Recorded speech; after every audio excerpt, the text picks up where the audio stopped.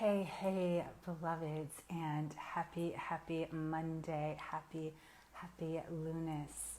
It is now a time of light in ways that we have never seen before. We are definitely being guided and provided steps, tips, ways, the whole path, and it is up to us to truly allow ourselves to align with the divine today. So, hey, Buzz Mama. Hey, Ari 22. Hey, Anita.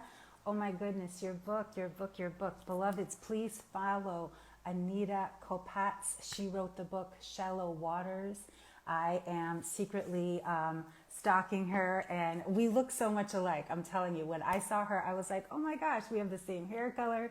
I was like, oh my goodness. So please find her book. Anita, I can't wait to share my book with you. Hey, beloved Daydream, numbers 3, I appreciate you all so much.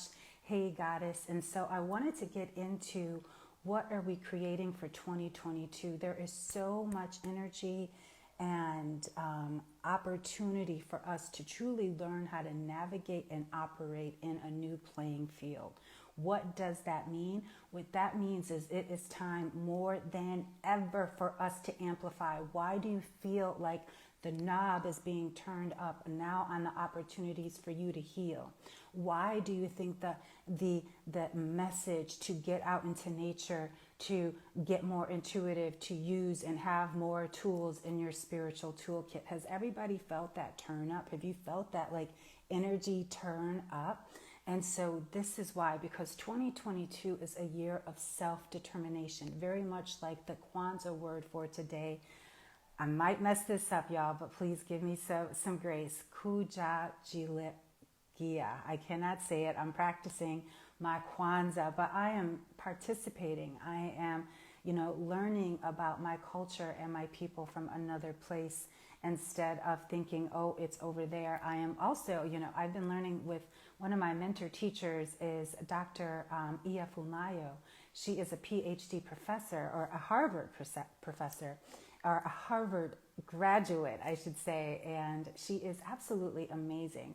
And one of the things that she's taught me is a little bit of Yoruba or Yoruba, right? I'm still learning that. So Majuba, this really about coming back, the Sankofa. And so talking about Kwanzaa, talking about the new year, talking about our role and our self-determination. This is why right next to our developing spiritual practice, right next to our elevation and amplification is our wellness. We must be well in our minds, in our bodies, and in our spirits.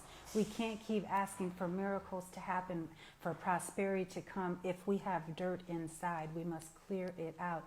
This is why this is a time of light and dark. So yesterday, or actually Christmas, the Christian idea of that is about this resurrection and coming back to life. So this is our opportunity to see ourselves as the phoenix is rising back up out of the dirt. So if you're feeling that call to heal, what is it saying? What is your body asking for?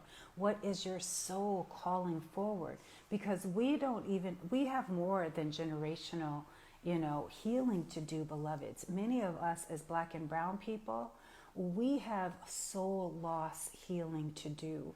What is a soul loss? This is that energy of a past life that we know there is something that we are meant to do, where there's this past life. Look at that. As soon as I said it, past lives comes and joins us. Thank you, beloved, for coming in. Our past life is saying, please, there is something I need to tell you. When our past life is right there, when we're right between the worlds, that's what this time is, coming into a new experience. And remember, we can let go of the Gregorian calendar.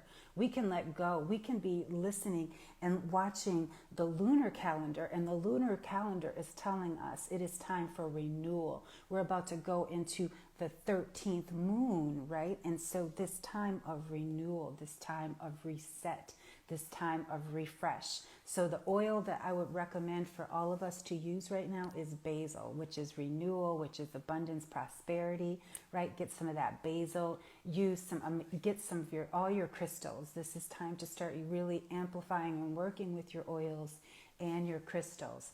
But before I talk about, I mean, I could talk about so many amazing things, but more than that, you know, we've been doing this 11 days of wellness, and today is actually day 7.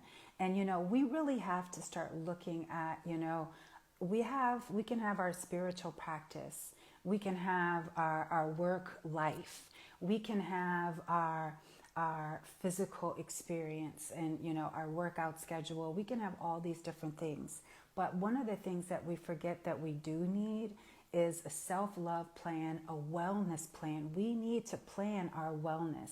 We make it very happenstance, but it's the very thing that we need the most. And more importantly, let me tell you, La Luna.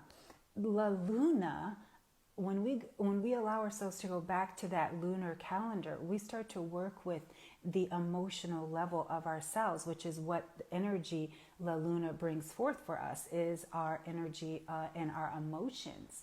And so when we start to tap into that energy, we start to do some really deep work.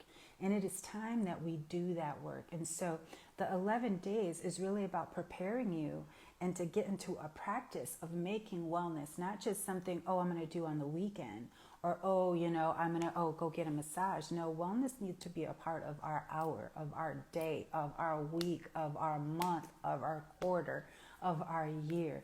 Wellness needs to be a lifestyle.